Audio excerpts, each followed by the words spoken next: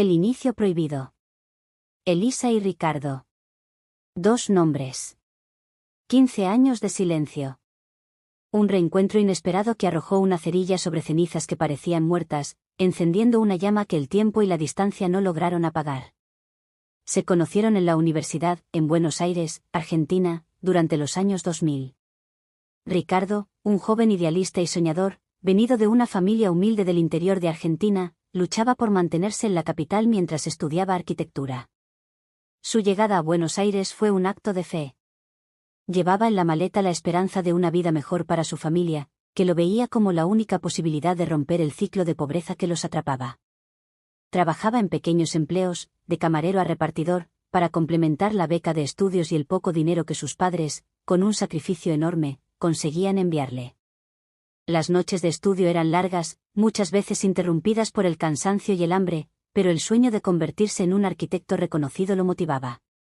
Se veía transformando paisajes urbanos, construyendo no solo edificios, sino espacios de convivencia, de belleza, de vida.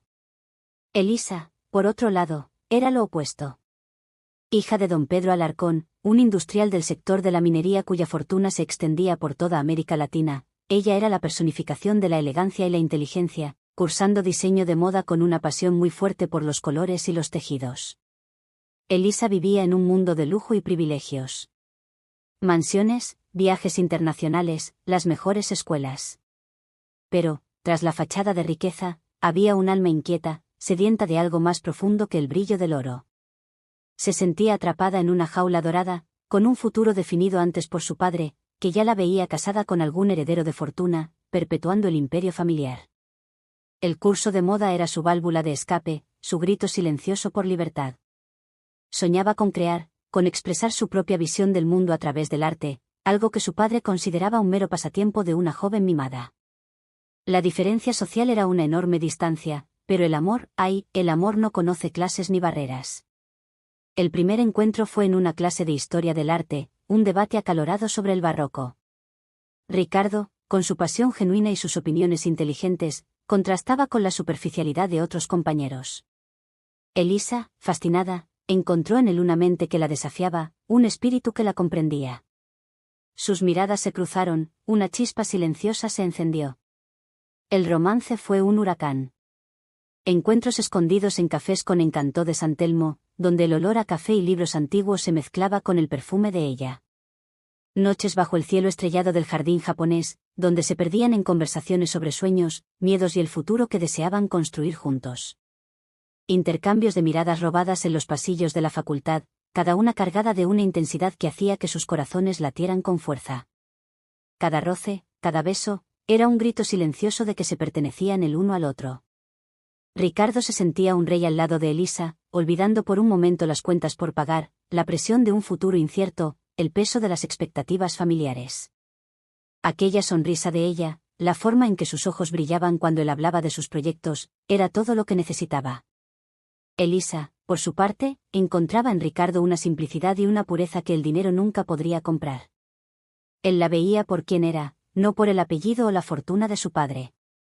Con él, podía ser la Elisa que amaba el arte, la Elisa que soñaba con viajar por el mundo con una mochila a la espalda, la Elisa que era solo una joven enamorada. Él era su escape de un mundo de apariencias y expectativas asfixiantes, un soplo de aire fresco en su vida predecible. Pero la realidad, como siempre, vino a cobrar su precio. El padre de Elisa, el implacable don Pedro, era un hombre de puño de hierro, un magnate acostumbrado a tenerlo todo bajo control. Para él, Ricardo no era más que un oportunista, un aventurero que veía en su hija solo un camino fácil para la ascensión social. Una mancha en el nombre de la familia Alarcón, bramaba, con su voz resonando por los pasillos de la mansión. Las amenazas veladas pronto se volvieron explícitas. Don Pedro usó su vasta influencia y sus contactos para debilitar las posibilidades de Ricardo de conseguir un stage, para cerrar puertas que se abrirían fácilmente para otros estudiantes. Invitaciones de empresas reconocidas se cancelaban misteriosamente, entrevistas desaparecían de la agenda. Ricardo sentía la presión, la mano poderosa e invisible de don Pedro aplastando sus oportunidades. Elisa intentó luchar, enfrentó a su padre, pero la rigidez de él era dura como la piedra. «Tú eres una Alarcón, Elisa», tienes un destino que cumplir, y no incluye a un pobretón soñador. Las discusiones en casa eran constantes, el ambiente pesado, sofocante. El amor de ambos, antes un refugio, se convirtió en una carga, una fuente de dolor, de peleas, de lágrimas.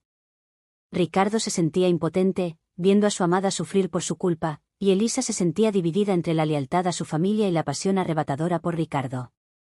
El punto de inflexión llegó cuando Ricardo recibió una propuesta irresistible, una beca completa para un máster en arquitectura paisajística en España, en la prestigiosa Universidad Politécnica de Madrid, con la condición de que partiera de inmediato. Era la oportunidad de su vida, la única manera de liberarse de las cadenas de la pobreza y construir un futuro sólido, lejos de la sombra de don Pedro. Compartió la noticia con Elisa, con el corazón apretado entre la alegría de la oportunidad y el dolor de la separación inminente. Sus ojos suplicaban una solución que no existía. Elisa, con el corazón roto, sabía que no podía pedirle que se quedara. Lo amaba demasiado para atar sus sueños, para ser las cadenas de su ascenso.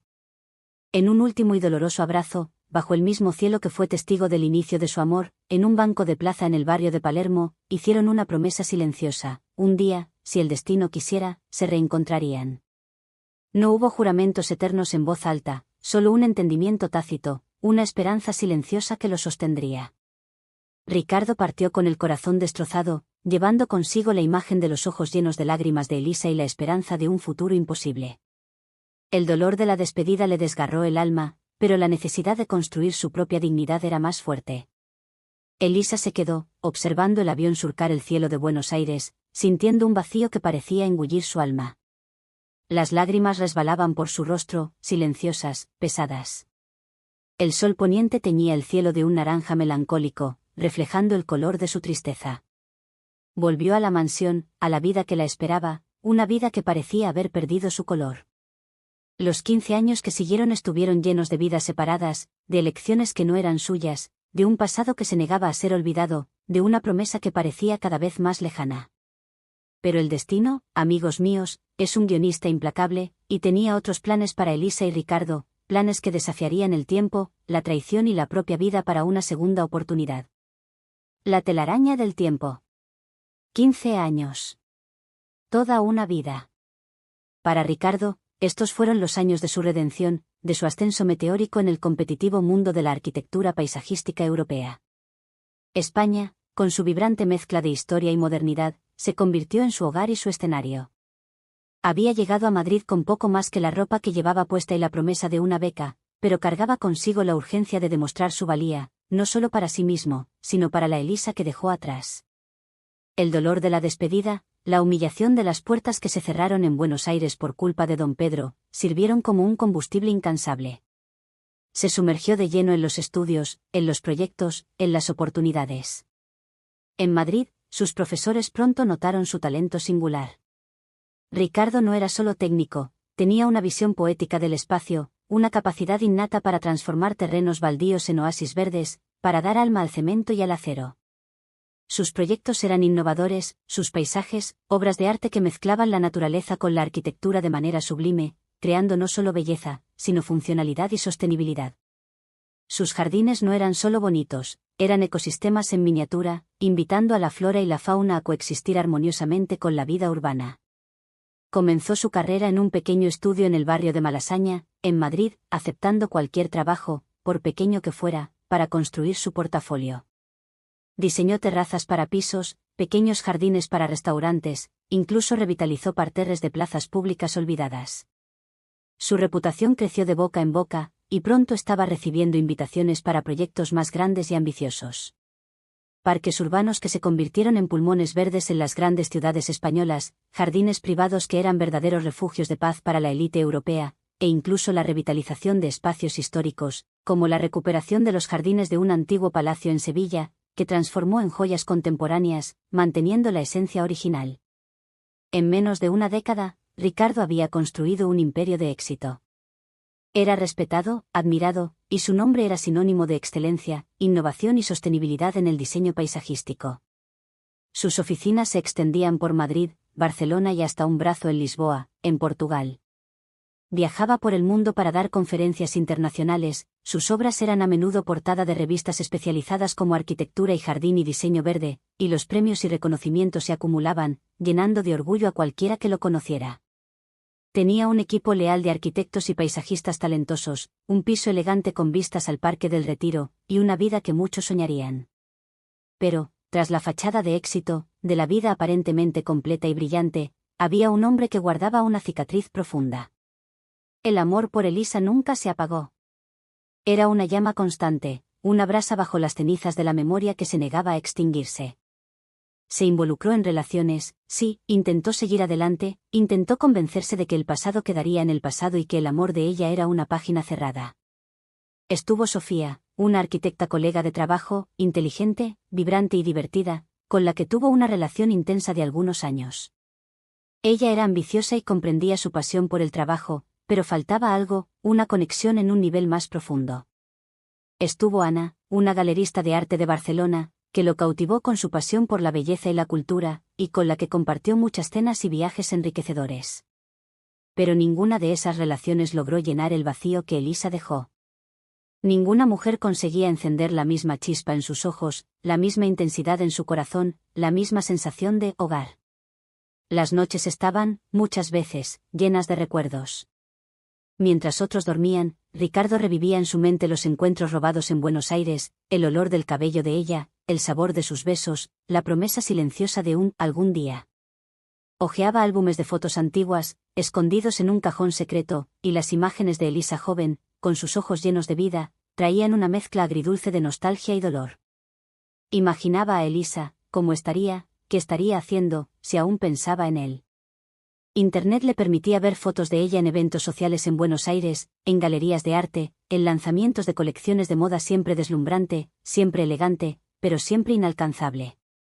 Sabía que ella se había casado, que tenía una familia, y eso era un cuchillo afilado en su pecho, una punzada de dolor que lo acompañaba silenciosamente, recordándole lo que había perdido. Cada noticia, cada foto, la certeza de que la vida había seguido para ella, mientras él aún vivía, de alguna forma, en el eco de un pasado idealizado e imposible. Elisa, por su parte, vivió una vida que no era suya, o al menos no la que había soñado para sí. Se casó con Marcos, un hombre elegido por su padre, un empresario del sector inmobiliario, bueno y respetuoso. Marcos era un buen marido en el papel, ofrecía seguridad, estabilidad, era amable y atento. La casa de ambos en el barrio noble de Recoleta era un primor de arquitectura y diseño, siempre impecable, siempre lista para recibir a los importantes invitados de don Pedro.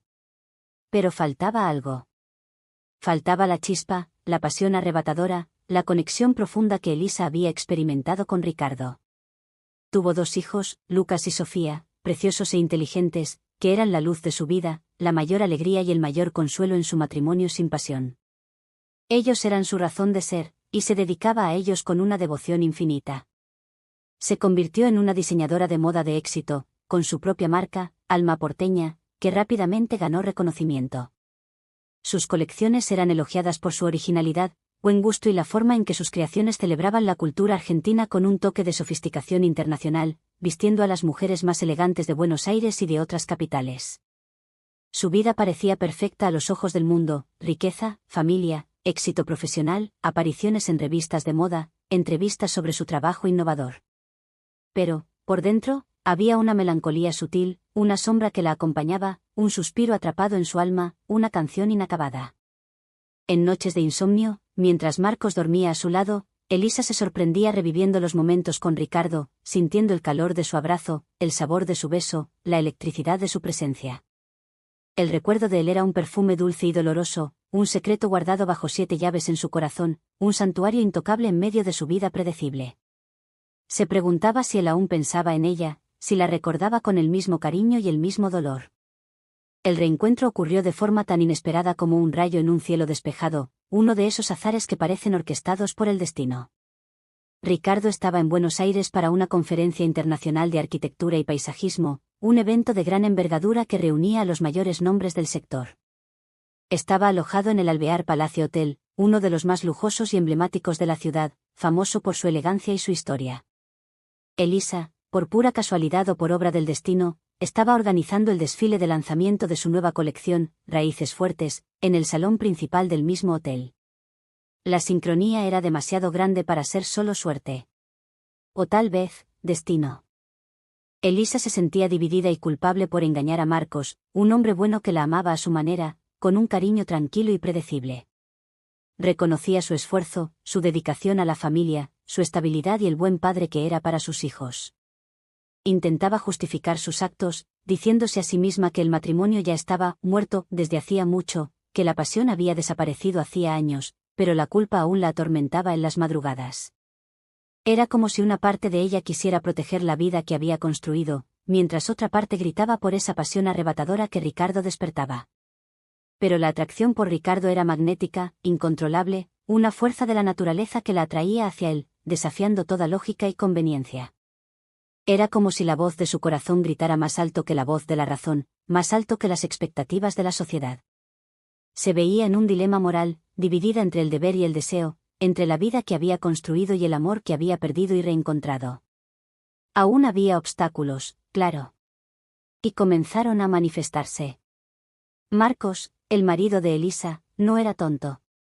Empezaba a notar su ausencia, las excusas poco convincentes sobre reuniones de negocios tardías o viajes inesperados para encontrar proveedores en otras provincias. Sentía un cambio en el aire, un brillo diferente en los ojos de ella que no era para él, una energía renovada que lo inquietaba. Sus preguntas se volvieron más insistentes, sus miradas, más desconfiadas. Amigos en común, habituales de los mismos círculos sociales, también comenzaron a comentar sobre la presencia de Ricardo en Buenos Aires y la frecuencia con la que él y Elisa parecían encontrarse en eventos o restaurantes. Elisa, te vi en el centro con ese arquitecto español. Es muy guapo, ¿no?, preguntaba una amiga con una sonrisa maliciosa. La sociedad de Buenos Aires, pequeña y llena de cotilleos, era un terreno fértil para la especulación, y los susurros empezaban a propagarse como un incendio. El escándalo estaba a un paso de estallar, una bomba de relojería que tic-tac cada vez más fuerte. Pero el amor de ambos era un fuego que ardía con demasiada fuerza para ser contenido, una pasión que se negaba a ser silenciada por la conveniencia o el miedo al juicio. Estaban dispuestos a luchar, a enfrentar las consecuencias, a romper las barreras que los separaban, sin importar el precio que tuvieran que pagar. La pregunta que flotaba en el aire, un eco constante en sus pensamientos, era, ¿valía la pena arriesgarlo todo por esa segunda oportunidad? El futuro era incierto, nebuloso, pero la certeza de lo que sentían el uno por el otro era la única brújula que tenían, la única verdad en medio de un mar de incertezas. Con cada beso robado, con cada roce secreto, reafirmaban esa decisión peligrosa y apasionada, sin saber que la mayor traición vendría de donde menos esperaban, de una fuente insospechada que los arrojaría a un abismo aún mayor. El escenario estaba preparado para la próxima y devastadora vuelta de tuerca. Parte 4. La sombra de la traición. El torbellino del amor reavivado entre Elisa y Ricardo no pasó desapercibido, ni podía. En una sociedad tan interconectada y ávida de cotilleos como la de Buenos Aires, las miradas, los susurros y las casualidades se convirtieron rápidamente en materia prima para especulaciones. El aire en la ciudad parecía cargado de secretos, y el perfume de la pasión prohibida que emanaba de Elisa y Ricardo era casi palpable, atrayendo la atención de quien menos se esperaba y de quien más podía causar daño. La primera en notarlo, y en actuar con una frialdad calculada, fue Sofía, la amiga de toda la vida de Elisa. Su confidente, su hermana del alma, su aliada más leal, al menos hasta entonces. Sofía y Elisa se conocieron en la infancia, en los pasillos de la escuela privada más exclusiva de Buenos Aires, un mundo de clases de equitación, clubes de campo y veraneos en Punta del Este. Crecieron juntas, compartieron secretos de adolescencia, los primeros ligues, los sueños juveniles y las desilusiones amorosas. Sofía siempre fue la más impulsiva, la que vivía al límite, buscando emociones fuertes y validación externa a través de fiestas y relaciones superficiales, mientras que Elisa era la más reflexiva, la que buscaba la seguridad, la estabilidad, incluso si eso significaba renunciar a sus propios deseos en nombre de las expectativas sociales y familiares. Sin embargo, había una sombra oculta y corrosiva en su amistad que Elisa, en su ingenuidad y lealtad, nunca percibió, la envidia silenciosa y profunda de Sofía. Desde la infancia, Sofía veía a Elisa con una mezcla de admiración y resentimiento. Elisa parecía tenerlo todo sin esfuerzo, la belleza natural y sin maquillaje, la familia rica e influyente que no necesitaba ostentación para ser notada, el éxito profesional que Elisa conquistó con su marca, Alma Porteña, casi sin querer, solo por seguir su pasión. Y, sobre todo, el hecho de que Elisa hubiera tenido un gran amor en el pasado, un amor intenso y romántico con Ricardo, un tipo de pasión arrebatadora que la propia Sofía, a pesar de haber tenido muchos romances y haber vivido la vida con voracidad, nunca experimentó en su plenitud. Para Sofía, Elisa siempre parecía flotar por la vida, alcanzando sus objetivos con una gracia que ella jamás poseería. Envidiaba lo que Elisa tenía y, más aún, lo que Elisa era, auténtica, talentosa, amada. Cuando Ricardo apareció de nuevo en la vida de Elisa, reavivando aquella llama que Sofía siempre fantaseó para sí, la envidia se transformó en rencor, en un odio velado, en un deseo ardiente de destruir aquella felicidad que consideraba inmerecida. ¿Cómo se atreve Elisa a tenerlo todo?, pensaba Sofía, con un odio que la consumía por dentro, distorsionando su percepción de la realidad. ¿Y ahora, el amor de su vida de vuelta? No es justo. Ella ya tiene un marido rico y unos hijos. Yo soy la que siempre luchó, la que nunca tuvo suerte en el amor, ¿por qué ella lo merecería? Además de la envidia, había un motivo más concreto y desesperado para la traición de Sofía: estaba financieramente arruinada. Sus negocios, una galería de arte moderna que parecía prometedora al inicio y que lanzó con gran alarde, estaban al borde de la quiebra debido a una mala gestión, elecciones dudosas y gastos excesivos en un estilo de vida que no podía sostener. Había contraído préstamos altísimos, escondidos de su propia familia, y estaba siendo presionada sin piedad por los acreedores. La amenaza de la ruina financiera era inminente y aterradora. Necesitaba desesperadamente dinero, una salida rápida, un salvador. ¿Y quién mejor para ofrecer una solución que Marcos, el marido de Elisa? Marcos, con su vasta fortuna y su reputación de empresario implacable y tradicional, valoraba por encima de todo su imagen y la reputación de su familia. Un escándalo, una traición, sería el fin de su fachada de perfección, la mancha definitiva en su nombre. Sofía lo sabía. Conocía a Marcos de largo, de las reuniones sociales, de los eventos benéficos. Sabía que tenía un orgullo herido y que estaría dispuesto a pagar un precio alto para mantener las apariencias y vengarse de una deshonra. Con su astucia y su labia seductora, Sofía comenzó a sembrar semillas de duda en la mente de Marcos. Con un aire de preocupación fingida, con medias palabras y suspiros calculados, insinuaba sobre los encuentros casuales de Elisa con Ricardo, sobre el cambio en el comportamiento de su amiga, sobre el brillo diferente en sus ojos, sobre las viajes de negocios, que parecían demasiado largos. No acusaba directamente, pero sembraba la desconfianza, haciendo que Marcos cuestionara la lealtad de su esposa. Elisa ha estado tan distinta últimamente, ¿no crees, Marcos? Parece más viva. ¿Será solo el trabajo lo que la tiene tan eufórica? ¿O Ricardo está de vuelta en Buenos Aires? ¿No?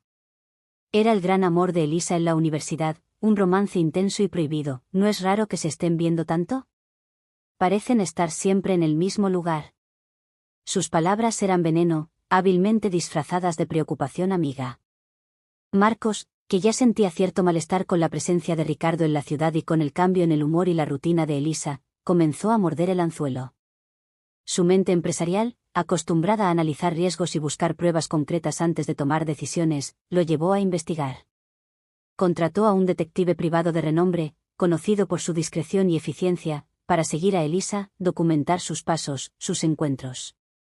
Y las fotos, los vídeos, los informes detallados del detective confirmaron sus peores sospechas, cada imagen un puñal en su orgullo, los encuentros secretos de Elisa y Ricardo en cafés escondidos, los paseos nocturnos en parques, los abrazos, los besos robados, la complicidad evidente en sus miradas y gestos. La prueba irrefutable de la traición estaba en sus manos. La revelación de la traición de Sofía fue un golpe devastador para Elisa, un choque que la dejó sin aire. No solo el dolor de la exposición y la humillación pública que vendrían, sino la ruptura de una confianza de años, la desilusión con una amistad que consideraba inquebrantable, un pilar en su vida. La mujer que consideraba una hermana se había convertido en su verdugo. Elisa confrontó a Sofía en un café, exigiendo explicaciones, con lágrimas resbalando por el rostro, la voz quebrada por el dolor y la incredulidad. Parte 5. Tormenta y resiliencia. El impacto de la revelación de la traición de Sofía y del divorcio de Marcos fue un desastre mayúsculo en la vida de Elisa y Ricardo. La tormenta mediática era incesante, un verdadero tsunami de especulaciones y juicios. Periódicos, revistas y programas de televisión exploraban cada ángulo de la historia con un apetito voraz, pintando a Elisa como una adúltera sin escrúpulos y a Ricardo como el villano seductor que destruyó una familia perfecta. Los titulares eran sensacionalistas, los comentarios crueles, destilando maldad y repudio. La caída de la reina de la moda, gritaban los tabloides. Amor prohibido sacude la alta sociedad argentina, diseñadora de lujo cambia todo por una pasión oscura. La presión social era abrumadora, asfixiante, y la familia de Elisa, avergonzada por el escándalo público que manchaba el nombre Alarcón, le dio la espalda. Parientes que antes la adulaban ahora la evitaban, amigos de la infancia la excluían de sus círculos sociales, como si la mancha de aquel escándalo fuera contagiosa. Don Pedro, su padre, que ya había desaprobado vehementemente el amor de Elisa por Ricardo años atrás, estaba furioso. Para él, el escándalo era la prueba final de que Elisa era incapaz de seguir sus reglas y mantener la dignidad y el nombre de la familia. En un acto de venganza y control, él, que controlaba gran parte de la fortuna de Elisa y sus inversiones, cortó todo apoyo financiero. Cuentas bloqueadas, acceso a tarjetas de crédito revocado, y una amenaza real de retirar su inversión masiva en la marca Alma porteña, que dependía en gran parte del capital inicial proporcionado por él. Esto dejó a Elisa en una situación desesperada. Ella, que siempre había vivido rodeada de lujo y seguridad, ahora enfrentaba la dura realidad de la incertidumbre financiera. Sus cuentas bancarias fueron bloqueadas. Sus bienes personales, incluyendo joyas y obras de arte heredadas de su difunta madre, fueron congelados en el proceso de divorcio, un movimiento calculado de Marcos para asfixiarla financieramente. La mayoría de sus propiedades estaban a nombre de Marcos o en empresas de la familia, haciéndolas inutilizables para ella. De repente, Elisa se vio viviendo en un pequeño piso alquilado en el barrio de Palermo, luchando por mantener a flote su marca de moda, que también sufrió un golpe significativo con la mala publicidad. Clientes cancelaban pedidos, tiendas deshacían asociaciones, y el equipo de la empresa estaba desmotivado y con miedo de un colapso inminente. Las barreras financieras que antes eran solo una preocupación abstracta, algo que Ricardo había superado en su ascenso, se convirtieron ahora en una realidad cruel y avasalladora para Elisa, poniendo a prueba su fuerza y su capacidad de empezar de cero. Se sentía humillada, avergonzada, pero, sobre todo, una nueva y feroz determinación comenzó a surgir en su interior, la de no dejarse abatir. Ricardo, por su parte, estaba a su lado, firme, demostrando que su amor no era solo pasión y deseo, sino una promesa inquebrantable, un compromiso para toda la vida. Usó su influencia y sus recursos para intentar protegerla, para desmentir las calumnias a través de su asesoría de prensa en España y Argentina, para ofrecer apoyo financiero sin dudarlo. Elisa, no te preocupes por el dinero ahora. Usa lo que necesites. Mi casa en Madrid está a tu disposición, ofrecía, genuinamente preocupado por su bienestar y no por las cifras. La animó a luchar por sus derechos, a no ceder ante la presión implacable de Marcos y de su propio padre. El amor de ambos, antes un secreto guardado bajo 7 llaves, ahora era público y estaba expuesto a la crueldad del mundo, y esa exposición, por más dolorosa que fuera, de alguna forma los unía aún más, fortaleciendo su conexión, forjándolos en una liga más fuerte. Enfrentaron las miradas de juicio en las calles, los susurros maliciosos en los restaurantes, las puertas que se cerraban en sus rostros en los círculos sociales. Juntos, eran una fuerza inquebrantable, una isla en medio de la tormenta. Las batallas legales fueron largas y agotadoras, un infierno burocrático y emocional. Marcos, motivado por la rabia, la humillación pública y el deseo de venganza, libró una guerra sin cuartel, intentando manchar la reputación de Elisa y privarla de todo, incluso de la custodia de los hijos. Intentó argumentar que Elisa era una madre irresponsable, que su vida amorosa descontrolada la hacía inadecuada para criar a Lucas y Sofía, que merecían un ambiente estable y moral. La custodia de los hijos fue la parte más dolorosa para Elisa, la que la golpeó más profundamente. Luchó con uñas y dientes para demostrar su capacidad como madre, a pesar de todos los ataques y difamaciones. Testimonios de niñeras, profesores y psicólogos fueron presentados ante la justicia para atestiguar su dedicación incuestionable y su amor incondicional por los hijos. Ricardo estuvo presente en cada etapa, no solo como amante, sino como amigo, como apoyo emocional, asistiendo a audiencias, ofreciendo consejos legales de sus propios abogados, estando a su lado en los momentos más difíciles, sosteniendo su mano cuando las lágrimas amenazaban con llegar. La animaba, le recordaba la mujer increíble que era, la fuerza que poseía, su integridad como madre y como ser humano. Eres una madre maravillosa, Elisa. Nadie puede quitarte eso, repetía, con los ojos llenos de admiración. A pesar de todas las adversidades, de la presión externa y las dificultades internas, el amor de Elisa y Ricardo se fortaleció de una manera que nunca podrían haber imaginado. Se apoyaban mutuamente, encontraban refugio el uno en el otro, un puerto seguro en medio del caos en que se habían convertido sus vidas. Las dificultades financieras los obligaron a reinventar sus vidas, a adaptarse a una nueva realidad con menos lujo, pero con mucho más propósito y autenticidad. Elisa, con el apoyo incondicional de Ricardo, logró reflotar su marca de moda, enfocándose en un nicho de mercado más exclusivo y discreto, lejos de los focos de la prensa sensacionalista. Comenzó a crear piezas más auténticas, centradas en la sostenibilidad, la ética y el diseño atemporal, lo que atrajo a una nueva y leal clientela, que valoraba no solo la belleza de sus creaciones, sino también la historia de resiliencia detrás de ellas. Ricardo, por su parte, expandió sus negocios a Buenos Aires, consolidando su presencia en Argentina y usando su prestigio para abrir puertas a Elisa en otros mercados, presentándola a inversores y socios que creían en su talento, independientemente del escándalo.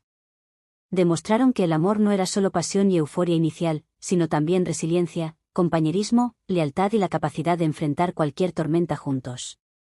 Habían perdido mucho, sí, pero habían ganado algo mucho más valioso, la certeza el uno del otro, la libertad de ser quienes realmente eran.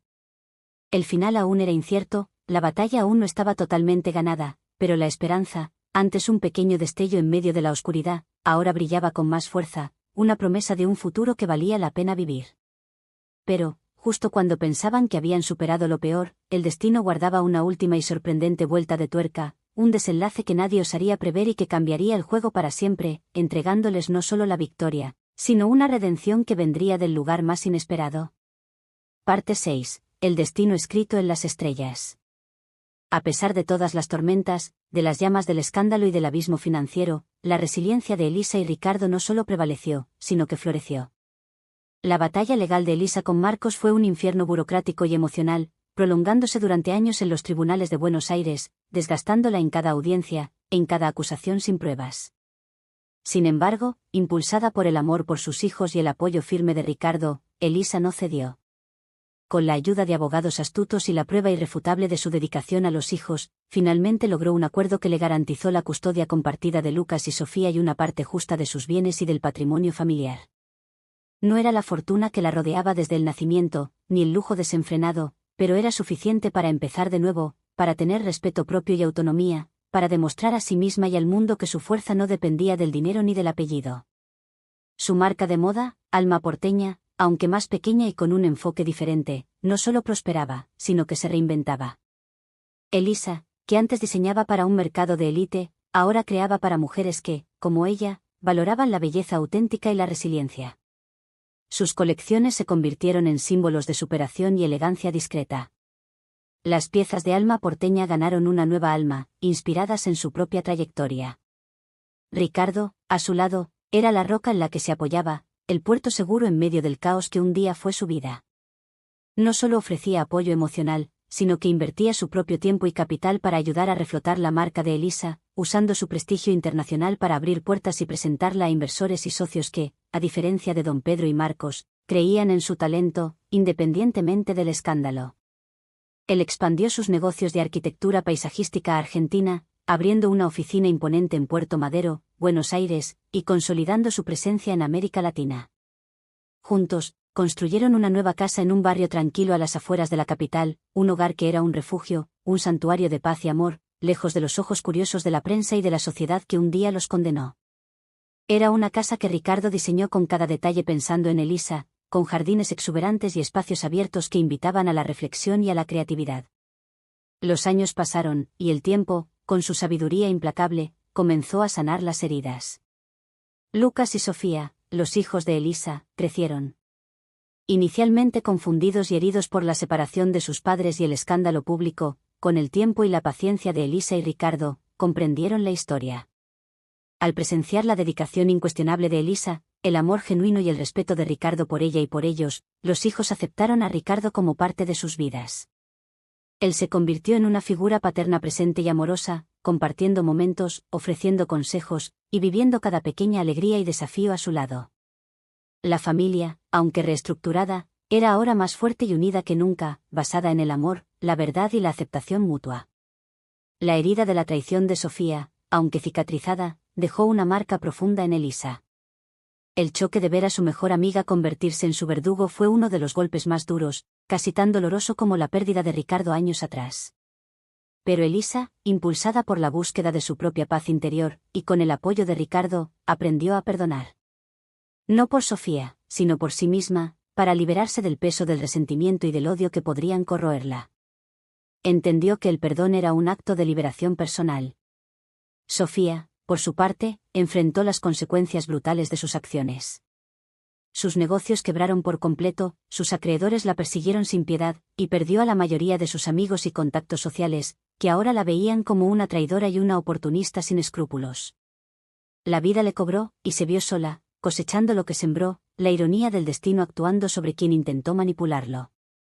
Las últimas noticias que se tuvieron de ella eran que había dejado Buenos Aires, sin dejar rastro, desapareciendo de la vida social que tanto valoraba. El gran golpe maestro, la vuelta de tuerca final que sorprendería a todos y sellaría el destino de Elisa y Ricardo, llegó años después. Don Pedro, el padre de Elisa, un hombre que parecía incapaz de perdonar, un ejemplo de rigidez y control, enfermó gravemente. Su salud decayó rápidamente, y la cercanía de la muerte ablandó su corazón. En sus últimos días, con la voz débil y el cuerpo frágil, llamó a Elisa. En un momento de profunda vulnerabilidad y arrepentimiento, confesó todo. «Hija mía», comenzó, con la voz casi un susurro, «fui un necio. Pensé que el dinero y el poder lo eran todo. Creí que te estaba protegiendo, dándote la vida que pensaba que merecías. Pero me equivoqué». Las lágrimas resbalaban por el rostro envejecido del magnate, un espectáculo que Elisa jamás imaginó presenciar. Había comprendido, demasiado tarde, que la verdadera riqueza no estaba en las cifras bancarias, sino en el amor genuino, en la autenticidad de las relaciones, en la felicidad que le había arrebatado a su hija. Se arrepintió amargamente de haber separado a Elisa de Ricardo, de haberla forzado a un matrimonio sin amor, de haberla desheredado y humillado públicamente.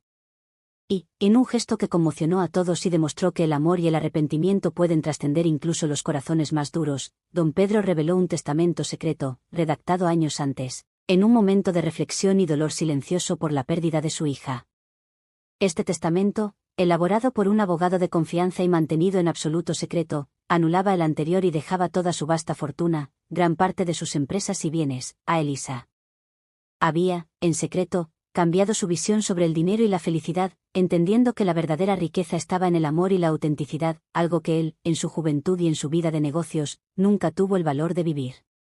Don Pedro pidió perdón a Elisa y a Ricardo, expresando su admiración por la resiliencia, la fuerza y, sobre todo, el amor que demostraron el uno por el otro, un amor que él había intentado destruir, pero que, paradójicamente, le enseñó una última y valiosa lección. Murió en paz, con Elisa y Ricardo a su lado, con sus manos unidas sobre el lecho. La revelación del testamento fue un shock para todos, especialmente para los otros miembros de la familia de don Pedro, que esperaban heredar gran parte de su fortuna. Hubo intentos de impugnar el testamento, pero era legalmente sólido y la voluntad final del patriarca fue respetada. Elisa, ahora, además del amor incondicional de Ricardo, de los hijos que la amaban y de su familia reestructurada, tenía la seguridad financiera que nunca imaginó recuperar y, más importante, la bendición póstuma de su padre. Usó parte de la fortuna para cumplir un sueño antiguo, crear una fundación de apoyo a jóvenes artistas y diseñadores independientes, ofreciendo becas, mentorías y recursos para talentos emergentes que, como ella y Ricardo un día, lucharon contra las barreras financieras y sociales. La fundación fue un éxito, cambiando la vida de muchos jóvenes y perpetuando el legado de don Pedro de una manera que él jamás imaginó. Ricardo, por su parte, invirtió en proyectos sociales en su ciudad natal, construyendo escuelas y centros comunitarios que llevaban el nombre de su familia y ayudaban a la comunidad que un día lo vio partir en busca de un futuro. Elisa y Ricardo, después de 15 años de separación, de dolor, de pruebas, de traición y de superación de barreras financieras inimaginables, finalmente pudieron vivir plenamente su amor. Se casaron en una ceremonia íntima y emocionante en los jardines de la casa que construyeron juntos, un espacio diseñado para celebrar el amor y la vida. Rodeados por sus hijos adultos, amigos verdaderos y un puñado de familiares que finalmente los aceptaron y celebraron su unión, intercambiaron votos que no eran solo promesas, sino testimonios de una travesía épica. El final feliz no era el cuento de hadas idealizado, sino una victoria conquistada con mucho esfuerzo, un amor que demostró ser más fuerte que el tiempo, la traición y las barreras de la vida. El infierno los había perdonado, porque el cielo había sido testigo de la fuerza inquebrantable de un amor verdadero. La historia de Elisa y Ricardo nos recuerda que, a veces, el destino guarda las mejores sorpresas para quienes se niegan a renunciar a amar, y que el verdadero tesoro no está en la fortuna, sino en el alma. Una historia de pasión prohibida que se convirtió en una leyenda, un eco eterno de que el amor, el verdadero amor, siempre encuentra el camino de vuelta. Si te ha gustado esta historia, suscríbete al canal para no perderte los próximos relatos. Y si tú también tienes una historia real y marcante que te gustaría compartir, envía un correo a odindigital@gmail.com. Será un placer dar voz a tu experiencia.